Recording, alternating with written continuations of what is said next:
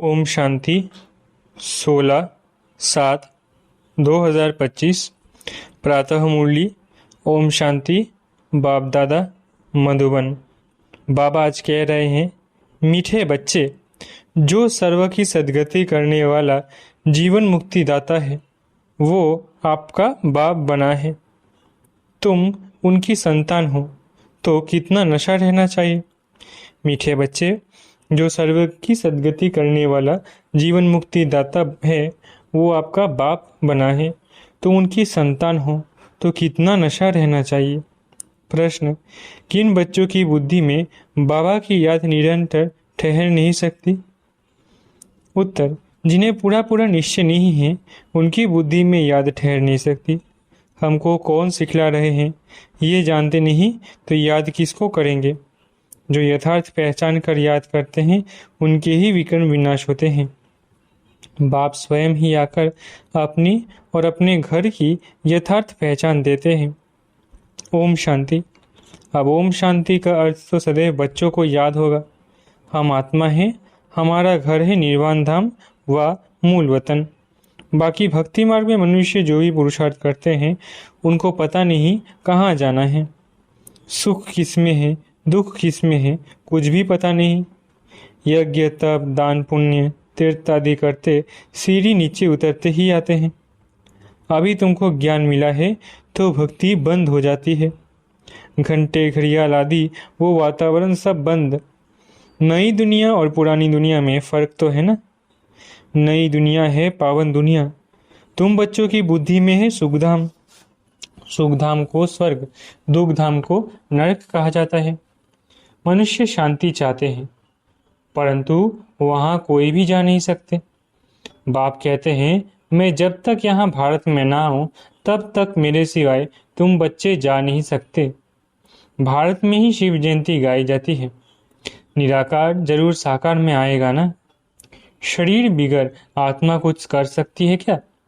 शरीर बिगड़ तो आत्मा भटकती रहती है, दूसरे तन में भी प्रवेश कर लेती है। कोई अच्छे होते हैं, कोई चंचल होते हैं, एकदम तवाई बना लेते हैं।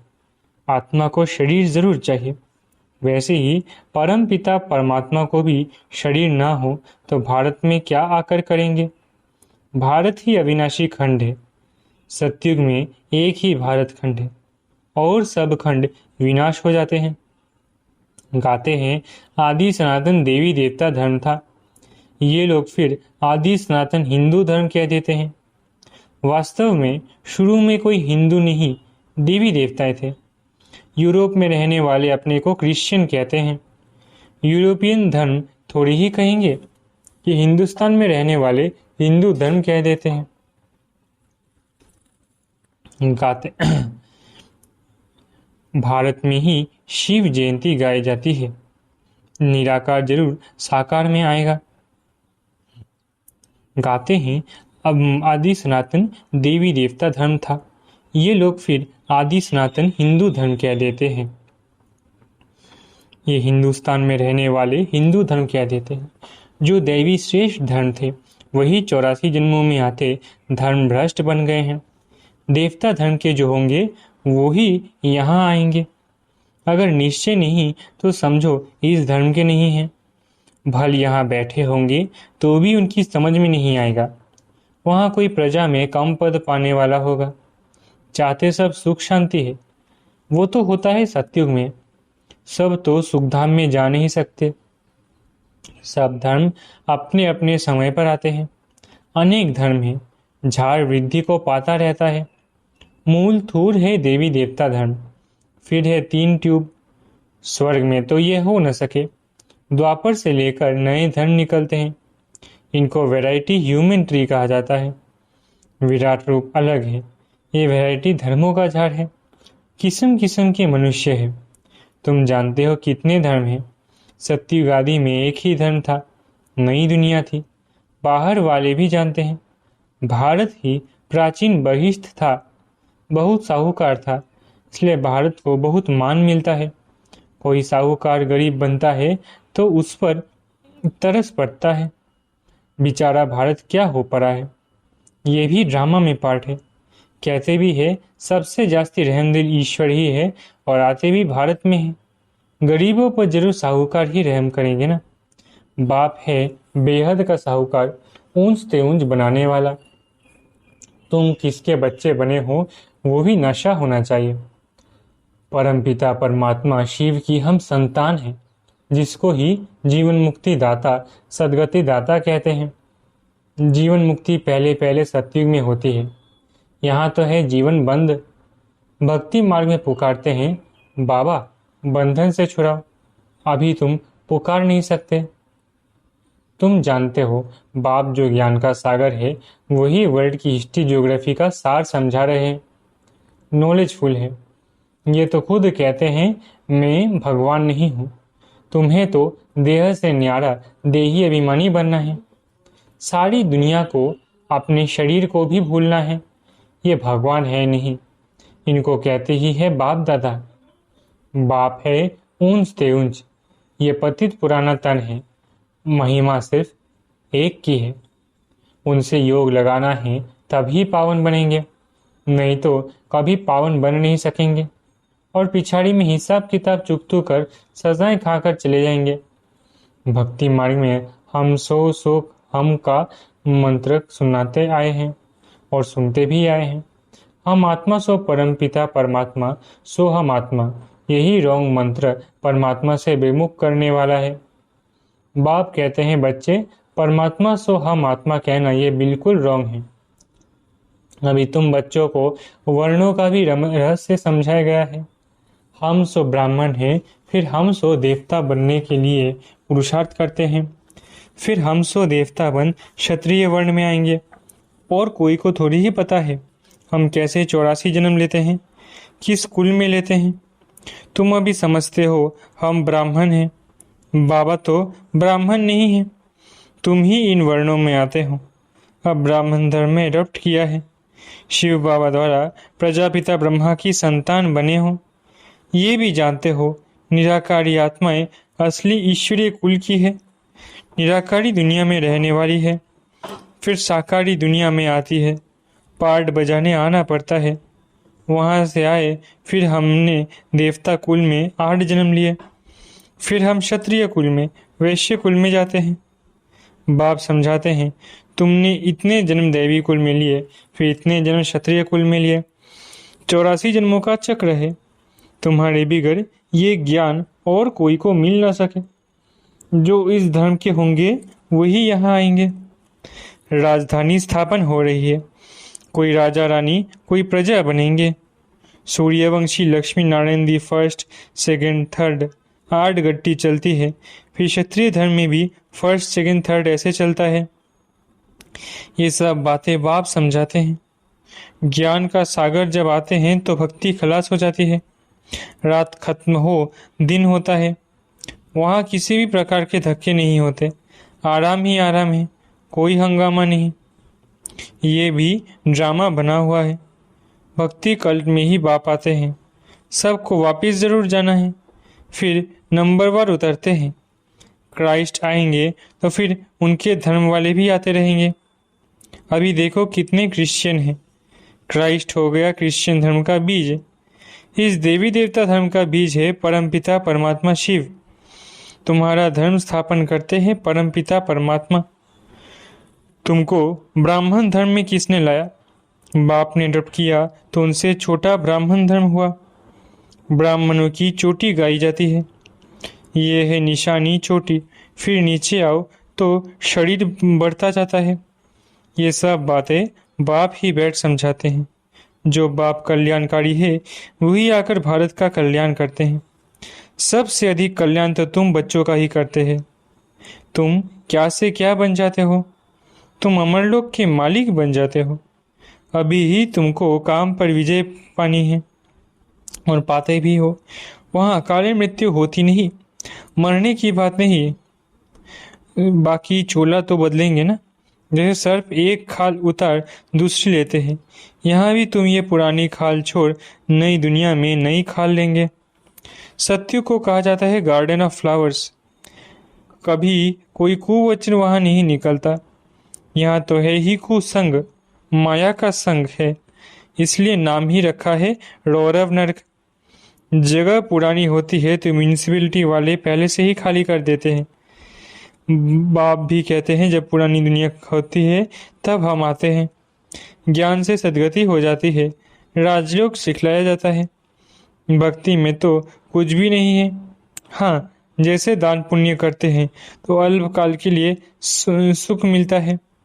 राजाओं को भी सन्यासी लोग वैराग्य दिलाते हैं। ये तो काविष्ट समान सुख है। अभी तुम बच्चों को बेहद का वैराग्य सिखाया जाता है। ये है ही पुरानी दुनिया। अब सुखधाम को याद करो, फिर वाया शांतिधाम यहाँ आना है। दिलवारा मंदिर में हूबहू तुम्हारा इस समय का यादगार है। नीचे तपस्या में बैठे हैं, ऊपर में है स्वर्ग। नहीं तो स्वर्ग कहाँ दिखाए। मनुष्य मरते हैं तो कहेंगे स्वर्ग पधारा। स्वर्ग को ऊपर में समझते हैं, परंतु ऊपर में कुछ है नहीं। भारत ही स्वर्ग, भारत ही नर्क बनता है। ये मंदिर पूरा यादगार है। ये मंदिर आदि सब बाद में बनते हैं। स्वर्ग में भक्ति होती नहीं, वहाँ तो सुख ही सुख है। बाप आकर सब राज समझाते हैं और सब आत्माओं के नाम बदलते हैं। शिव का नाम नहीं बदलता, उनका अपना शरीर है नहीं। शरीर बिगड़ पड़ाएंगे कैसे। प्रेरणा की तो कोई बात ही नहीं। प्रेरणा का अर्थ है विचार। ऐसे नहीं ऊपर से प्रेरणा करेंगे और पहुंच जाएंगे। इसमें प्रेरणा की कोई बात नहीं। जिन बच्चों को बाप की पूरी पहचान नहीं, पूरा निश्चय नहीं, उनकी बुद्धि में याद भी ठहरेगी नहीं। हमको कौन कौन सिखला रहे वो जानते ही नहीं तो याद किसको करेंगे। बाप की याद से ही तुम्हारे विकर्म विनाश होंगे। जो जन्म जन्मांतर लिंग को ही याद करते हैं, समझते हैं ये परमात्मा है, उनका ये चिन्ह है, वो है निराकार, साकार नहीं है। बाप कहते हैं मुझे भी प्रकृति का आधार लेना पड़ता है, नहीं तो तुमको सृष्टि चक्र का राज कैसे समझाओ। ये है रूहानी नॉलेज। रूहों को ही ये नॉलेज मिलती है। ये नॉलेज एक बाप ही दे सकते हैं। पुनर्जन्म तो लेना ही है। सब एक्टर्स को पार्ट मिला हुआ है। निर्वाण में कोई भी जा नहीं सकता, मोक्ष को पा नहीं सकते। जो नंबर 1 विश्व के मालिक बनते हैं वही 84 जन्मों के में आते हैं। चक्र जरूर लगाना है। मनुष्य समझते हैं मोक्ष मिलता है, कितने मत मतांतर हैं। वृद्धि को पाते ही रहते हैं, वापिस कोई भी जाते नहीं। बाप ही 84 जन्मों की कहानी बताते हैं। तुम बच्चों को पढ़कर फिर पढ़ाना है। ये रूहानी नॉलेज तुम्हारे सिवाय और कोई दे न सके। न शूद्र न देवता दे सकते हैं। सत्युग में दुर्गति होती नहीं जो नॉलेज मिले। ये नॉलेज है ही सदगति के लिए। सदगति दाता लिबरेटर गाइड एक ही है। सिवाय याद की यात्रा के कोई भी पवित्र बन ना सके। सजाएं जरूर खानी पड़ेगी, पद भी भ्रष्ट हो जाएगा। सबका हिसाब किताब चुकतू तो होना है ना। तुमको तुम्हारी ही बात समझाते हैं और धर्मों में जाने की क्या पड़ी है। भारतवासियों को ही यह नॉलेज मिलती है। बाप भी भारत में ही आकर 3 धर्म स्थापन करते हैं। अभी तुमको शूद्र धर्म से निकाल ऊंच कुल में ले जाते हैं। वो है नीच पतित कुल। अब पावन बनाने के लिए तुम ब्राह्मण निमित्त बनते हो। इनको रुद्र ज्ञान यज्ञ कहा जाता है। रुद्र शिव बाबा ने यज्ञ रचा है। इस बेहद के यज्ञ में सारी पुरानी दुनिया की आहुति पड़नी है, फिर नई दुनिया स्थापन हो जाएगी। पुरानी दुनिया खत्म होनी है। तुम ये नॉलेज लेते हुई हो नई दुनिया के लिए। देवताओं की परछाई पुरानी दुनिया में नहीं पड़ती। तुम बच्चे जानते हो कि कल पहले जो आए होंगे वही आकर ये नॉलेज लेंगे। नंबरवार पुरुषार्थ अनुसार पढ़ाई पढ़ेंगे। मनुष्य यहाँ ही शांति चाहते हैं। अब आत्मा तो है ही शांति धाम की रहने वाली, बाकी यहाँ शांति कैसे हो सकती है। इस समय तो घर घर में अशांति है। रावण राज्य है ना। सत्युग में बिल्कुल ही शांति का राज्य होता है। एक धर्म एक भाषा होती है। अच्छा, मीठे मीठे सिकरत है बच्चों प्रति माता पिता बाप दादा का याद प्यारा गुड मॉर्निंग। रूहानी बाप की रूहानी बच्चों को नमस्ते। हम रूहानी बच्चों की रूहानी माता पिता बाप दादा को याद प्यार, गुड मॉर्निंग और नमस्ते। धारणा के लिए मुख्य सार। पहला, इस पुरानी दुनिया से बेहद का वैरागी बन अपनी देह को भी भूल शांतिधाम और सुखधाम को याद करना है। निश्चय बुद्धि बन याद की यात्रा में रहना है। दूसरा, हम सो हम के मंत्र को यथार्थ समझकर अब ब्राह्मण सो देवता बनने का पुरुषार्थ करना है। सभी को इसका यथार्थ अर्थ समझाना है। वरदान, अंतर्मुखता के अभ्यास द्वारा अलौकिक भाषा को समझने वाले सदा सफलता संपन्न भव।